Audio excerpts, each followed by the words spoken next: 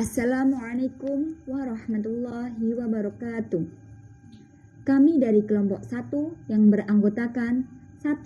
Muhammad Hadian Hafifi, NIM 201020400001. 2. Fitratul Maulidiyah, NIM 201020400005. 3. Rizky Selaningsih, NIM 201020400017. 4. Umar Kahfi, NIM 201020400018. 5. Mahanani Rahayu, NIM 201020400025.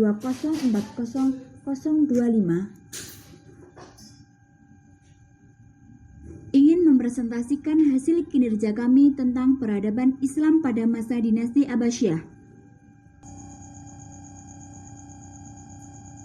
Dinasti Abbasiyah didirikan pada tahun 132 Hijriah atau 750 Masehi oleh Abul Abbas As-Saffah dan sekaligus sebagai khalifah pertama. Kekuasaan dinasti Abbasiyah berlangsung dalam rentan waktu yang panjang, yaitu selama 5 abad dari tahun 132 sampai 656 Hijriah. Berdirinya pemerintahan ini dianggap sebagai kemenangan pemikiran yang pernah dikumandangkan oleh Bani Hashim Alawiyun setelah meninggalnya Rasulullah SAW dengan mengatakan bahwa yang berhak untuk berkuasa adalah keturunan Rasulullah SAW dan anak-anaknya. Sebelum dinasti Abbasiyah berdiri, terdapat 3 poros utama yang merupakan pusat kegiatan. Antara satu dan yang lain memiliki kedudukan tersendiri dalam memainkan perannya untuk menegakkan kekuasaan keluarga besar Abbas bin Abdul Muthalib. Dari nama Al-Abbas ini disandarkan 3 pusat keinginan, yaitu Humaimah, Kufah, dan Khurasan. Nama dinasti Abbasiyah diambil dari nama salah seorang dari paman Nabi Muhammad SAW bernama Al-Abbas bin Abdul Muthalib bin Hashim. Orang Abbasiyah merasa lebih berhak memegang kekhalifahan daripada Umayyah sebab mereka adalah cabang Bani Hashim yang secara nasab lebih dekat dengan Nabi Muhammad SAW. Pendiri dinasti Abbasiyah ini adalah Abdullah Al-Saffah bin Ali bin Abdullah bin Al-Abbas atau lebih dikenal dengan sebutan Abu Al-Abbas Al-Saffah. Selama 5 abad lebih keluarga Abbasiyah memegang kekhalifahan dengan pusat pemerintahan di kota Baghdad. Pemerintahan Bani Abbasiyah merupakan kelanjutan pemerintahan Bani Umayyah sebagai representasi kekhalifahan terbesar dan terpanjang dalam sejarah Islam klasik. Menurut Muhammad Nasir, pembentukan kekhalifahan Bani Abbasiyah melalui proses yang cukup panjang dan menggunakan strategi revolusi yang andal. Pertama, melalui kekuatan bawah tanah oleh Muhammad bin Abdullah bin Abbas. Kedua, melalui upaya propaganda yang terus-menerus dan rahasia tentang hak kekhalifahan yang seharusnya berada di tangan Bani Hashim, bahkan Bani Umayyah. Ketiga, pemanfaatan kaum muslim non-Arab yang sejak lama dianggap kelas dunia. Keempat, propaganda terang-terangan yang dipimpin oleh Abu Muslim al-Khurasani. Kekuasaan Daulah Abbasiyah berlangsung selama 524 tahun. Khalifah pertama adalah Abu Al-Abbas Al-Saffah, sedangkan khalifah terakhir adalah Abu Ahmad Abdullah Al-Muta'asim. Karena kekuasaan daulah ini terlama sepanjang sejarah Islam. Periode pertama berlangsung dari tahun 132 sampai 232 Hijriah. Semenjak kekuasaan Abu Al-Abbas Al-Saffah sampai Abu Al-Fadl Ja'far Al-Mutawakkil. Kekuasaan pada periode ini berada di tangan para khalifah yang memimpin tentara untuk berperang. Periode pertama ini disebut dengan periode pengaruh Persia pertama. Pada periode pertama, pemerintahan Bani Abbasiyah mencapai masa keemasannya. Secara politis, para khalifah adalah tokoh yang sangat berpengaruh serta merupakan pusat kekuasaan politik dan agama sekaligus. Di sisi lain, kemakmuran masyarakat mencapai tingkat tertinggi. Periode ini juga berhasil menyiapkan landasan bagi perkembangan filsafat dan ilmu pengetahuan dalam Islam. Adapun masa pemerintahan Abu al-Abbas sangat singkat, yaitu tahun 750 sampai 754 Masehi. Oleh karena itu, pembina sebenarnya dari Daulah Abbasiyah adalah Abu Ja'far al-Mansur. Pada masa pemerintahan Khalifah Abu Ja'far al-Mansur, untuk mempertahankan kekuasaannya, ia mengubah konsep khalifah dengan suatu pernyataan, "Innama ana sultan Allah fi ardihi." Sesungguhnya saya adalah kekuasaan Allah Subhanahu wa taala di buminya. Pernyataan ini mengandung pengertian bahwa konsep khalifah adalah jabatan politik serta mandat dari Allah Subhanahu wa taala yang berlanjut kepada generasi sesudahnya, bukan pelanjut dari Nabi Muhammad SAW dan Khulafaur Rasyidin. Dalam periode ini, sebenarnya banyak gerakan politik yang mengganggu stabilitas baik dari kalangan Bani Abbasiyah sendiri maupun dari luar. Sisa-sisa dinasti Umayyah, revolusi Khawarij di Afrika Utara, gerakan Zindik di Persia, gerakan Syiah, konflik antar bangsa, dan aliran pemikiran keagamaan. Meskipun demikian, semuanya dapat ditumpas. Dalam kondisi seperti itu, para khalifah mempunyai prinsip kuat sebagai pusat politik dan agama sekaligus. Apabila tidak, seperti pada periode sesudahnya, stabilitas tidak lagi dapat dikontrol dan bahkan para khalifah sendiri berada di bawah pengaruh kekuasaan yang lain. Periode kedua berlangsung pada tahun 232 sampai 590 Hijriah, yaitu dari Khalifah Abu Ja'far Muhammad al-Muntasir sampai Abu al-Abbas Ahmad Nasir. Pada periode ini, kekuasaan politik berpindah kepada golongan Turki, Bani Buwaih, dan Bani Saljuk. Periode kedua ini disebut sebagai periode pengaruh Turki pertama. Perkembangan peradaban, kebudayaan, serta kemajuan besar yang dicapai dinasti Abbasiyah pada periode pertama mendorong para khalifah untuk hidup mewah yang kemudian ditiru oleh para hartawan dan anak-anak pejabat. Dari 12 khalifah pada periode kedua ini, hanya 4 orang yang wafat dengan wajar. Selebihnya kalau tidak dibunuh, mereka diturunkan dari tahta dengan paksa. Wibawa khalifah merosot tajam. Setelah tentara Turki lemah, dengan sendirinya di daerah-daerah muncul para tokoh kuat yang kemudian memerdekakan diri dari kekuasaan pusat, lalu mendirikan dinasti-dinasti kecil, dan inilah permulaan masa disintegrasi dalam sejarah politik dinasti Abbasiyah. Periode ketiga berlangsung pada tahun 590 sampai 656 Hijriah. Pada masa ini kekuasaan kembali ke tangan khalifah, tetapi terbatas hanya daerah Baghdad dan sekitarnya. Khalifah-khalifah pada periode ini umumnya lemah dan tidak dapat melawan kehendak jenderal Turki. Di sisi lain, ibu kota dipindah kembali ke Baghdad oleh Khalifah Al-Mu'tadid dari masa Al-Mutawakil sampai Al-Muta'sim. Khalifah terakhir, meskipun jarak waktunya panjang, kondisi pemerintahan dan politik mengalami disintegrasi sehingga akhirnya mengalami kemunduran dan dijatuhkan oleh serangan tentara Hulaguhan dari Mongol pada tahun 656 Hijriah. Pada periode ini terjadi 2 peristiwa besar yang melanda umat Islam, yaitu Perang Salib antara dunia Islam dan dunia Barat Nasrani serta penyerangan bangsa Mongol ke Baghdad. Periode keempat berlangsung pada tahun 447 sampai 590 Hijriah.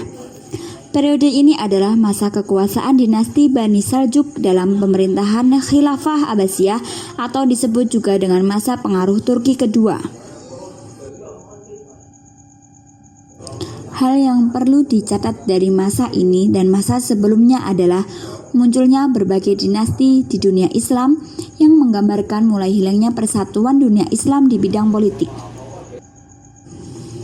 Periode kelima berlangsung pada tahun 590 sampai 656 Hijriah.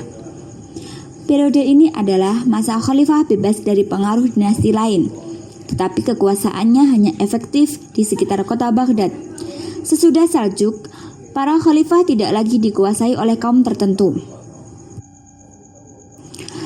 tetapi negara sudah terbagi-bagi dalam berbagai kerajaan kecil yang merdeka. Khalifah Al-Nasir yang berusaha untuk mengangkat kewibawaan kekhalifahan Abbasiyah. Untuk itu ia mencari dukungan atas kedudukannya dengan bekerja sama dengan suatu gerakan dari orang-orang yang memuja Ali. Sementara itu, kekuatan Mongol Tartar mulai merayap dari arah timur dan pada tahun 656 Hijriah, Hulagu dengan pasukannya memasuki Baghdad dan membunuh Khalifah Al-Musta'sim dan membunuh penduduk kota ini. Mereka menjarah harta, membakar kitab-kitab, dan menghancurkan banyak bangunan. Dengan demikian, berakhirlah kekhalifahan Bani Abbas di Baghdad. Masa Khalifah Al-Ma'mun. Khalifah Al-Ma'mun dikenal sebagai khalifah yang sangat cinta kepada ilmu pengetahuan. Pada masa pemerintahannya, penerjemahan buku-buku asing digalakan. Ia juga mendirikan sekolah. Adapun salah satu karya besarnya dan yang terpenting adalah pembangunan Bait Al-Hikmah yang merupakan perpustakaan yang sangat besar sekaligus sebagai pusat penerjemahan dan perguruan tinggi. Pada masa ini, Baghdad menjadi pusat kebudayaan dan ilmu pengetahuan. Masa Khalifah Al-Muta'asyim. Khalifah Al-Muta'asyim memberi peluang besar kepada orang-orang Turki untuk masuk ke dalam pemerintahan. Namun, kebijakan yang dilakukan Al-Muta'asyim ini justru berakibat adanya persaingan antara golongan Arab dan Persia. Pada masa ini, Daulah Abbasiyah mengadakan perubahan sistem ketentaraan. Tentara dibina secara khusus menjadi prajurit profesional. Masa Khalifah Mutawakkil. Pada masa Khalifah Mutawakkil, kebijakan politik dibagi menjadi 3. Kebijakan keagamaan, membatalkan aliran Mu'tazilah sebagai aliran resmi negara, diganti dengan kepercayaan Sunni sebagai agama. Masa kejayaan peradaban dinasti Abbasiyah. Puncak kejayaan dinasti Abbasiyah terjadi pada Khalifah Harun ar-Rasyid 786 sampai 809 Masehi. Dan anaknya Al-Ma'mun 813 sampai 833 Masehi. Ketika Ar-Rasyid memerintah, negara dalam keadaan makmur, kekayaan melimpah, keamanan terjamin, walaupun ada juga pemberontakan dan luas wilayahnya mulai dari Afrika Utara hingga ke India. Pada masa pemerintahan Al-Ma'mun, pengaruh Yunani sangat kuat. Di antara para penerjemah yang masyhur saat itu adalah Hunain bin Ishaq, seorang Kristen Nestorian yang banyak menerjemahkan buku-buku berbahasa Yunani ke bahasa Arab. Lembaga pendidikan pada masa dinasti Abbasiyah mengalami perkembangan dan kemajuan sangat pesat. Hal ini sangat ditentukan oleh perkembangan bahasa Arab, baik sebagai bahasa administrasi yang sudah berlaku sejak Bani Umayyah maupun sebagai bahasa ilmu pengetahuan. Di samping itu, kemajuan tersebut paling tidak juga ditentukan oleh 2 hal, yaitu 1. Terjadinya asimilasi antara bahasa Arab dengan bahasa-bahasa lain yang lebih dahulu mengalami perkembangan dalam bidang ilmu pengetahuan. 2. Gerakan penerjemahan berlangsung dalam 3 fase. Fase pertama, pada masa Khalifah Al-Masyhur hingga Harun ar-Rasyid. Pada fase ini banyak diterjemahkan adalah karya-karya dalam bidang astronomi dan mantik. Fase kedua berlangsung mulai masa Khalifah Al-Ma'mun hingga tahun 300 Hijriah. Buku-buku yang banyak diterjemahkan adalah dalam bidang filsafat dan kedokteran. Pada fase ketiga berlangsung setelah tahun 300 Hijriah, terutama setelah adanya pembuatan kertas. Selanjutnya bidang-bidang ilmu yang diterjemahkan semakin meluas. Kemajuan pada dinasti Abbasiyah. Beberapa kemajuan dalam berbagai bidang kehidupan dapat disebutkan sebagai berikut. Pertama, bidang agama. Kemajuan di bidang agama antara lain dalam beberapa bidang ilmu yaitu ulumul Quran, ilmu tafsir, hadis, ilmu kalam, bahasa, dan fikih. Pada masa dinasti Abbasiyah, lahir para tokoh bidang fikih dan pendiri mazhab antara lain: 1. Imam Abu Hanifah, 2. Imam Malik, 3. Imam Syafi'i, 4. Imam Ahmad bin Hambal. Dalam bidang umum, antara lain berkembang berbagai kajian dalam bidang filsafat, logika, metafisika, matematika, ilmu alam, geometri, aljabar, aritmetika, mekanika, astronomi, musik, kedokteran, kimia, sejarah. Hasil yang dicapai pada masa Abbasiyah: 1. Terbentuknya tentara bayaran secara profesional. 2. Wilayah menjadi provinsi-provinsi berotonomi penuh di bawah pimpinan Malik dan Sultan yang dilantik oleh Khalifah. Mazhab yang didukung negara pada masa Harun ar-Rasyid adalah Mu'tazilah. 3. Penerjemah manuskrip-manuskrip ilmu pengetahuan dari penjuru dunia ke dalam bahasa Arab. 4. Dibangunnya perpustakaan Baitul Hikmah sebagai pusat ilmu pengetahuan. 5. Mendirikan laboratorium dan observatori untuk kepentingan ilmu pengetahuan. Masa kemunduran atau runtuhnya dinasti Abbasiyah. Sebagaimana dalam periode Khalifah Abbasiyah, masa kemunduran dimulai sejak periode kedua. Namun demikian, faktor-faktor penyebab kemunduran itu tidak datang secara tiba-tiba. Benih-benih kehancuran sudah dimulai pada periode pertama. Hanya karena Khalifah pada periode itu sangat kuat, sehingga benih-benih itu tidak sempat berkembang. Dalam sejarah kekuasaan Bani Abbasiyah, terlihat bahwa apabila khalifahnya kuat, maka para menterinya hanya sebagai kepala pegawai sipil. Namun apabila khalifahnya lemah, maka menteri yang memegang dan mengatur kekuasaan roda pemerintahan. Pada periode pertama, pemerintah Bani Abbasiyah merupakan pemerintahan yang kaya. Dana yang masuk lebih besar dari yang keluar sehingga Baitul Mal penuh dengan harta. Setelah Khalifah memasuki periode kemunduran, pendapatan negara menurun, sementara pengeluaran meningkat lebih besar. Menurunnya pendapatan negara itu disebabkan oleh menyempitnya wilayah kekuasaan. Banyaknya terjadi kerusuhan yang mengganggu perekonomian rakyat, diperingannya pajak, serta banyaknya dinasti kecil yang memerdekakan diri dan tidak lagi membayar upeti.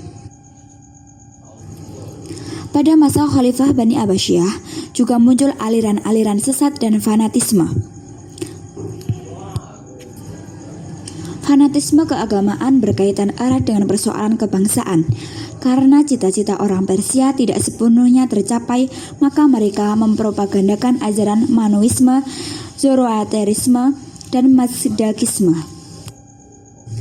Pada saat gerakan ini mulai tersudut, pendukungnya banyak berlindung di balik ajaran Syiah. Oleh sebab itu, banyak aliran Syiah yang dipandang ekstrim, bahkan dianggap menyimpang oleh penganut Syiah sendiri. Di samping itu, ada pula faktor-faktor eksternal yang menyebabkan kekhalifahan Abbasiyah lemah dan akhirnya hancur. Pertama, perang salib yang berlangsung selama beberapa periode dan menelan banyak korban. Kedua, banyaknya pemberontakan. Ketiga, dominasi bangsa Persia. 4. Bencana bangsa Turki. Faktor yang menyebabkan runtuhnya dinasti Abbasiyah. Faktor internal. 1. Kemerosotan ekonomi negara. 2. Luasnya kekuasaan wilayah dinasti Abbasiyah. 3. Perebutan kekuasaan antar keluarga dinasti Abbasiyah. 4. Konflik keagamaan. 5. Gaya hidup yang bermewah-mewah di kalangan penguasa. 6. Pengaruh bid'ah agama dan filsafat. Sekian dari kelompok kami. Wassalamualaikum warahmatullahi wabarakatuh.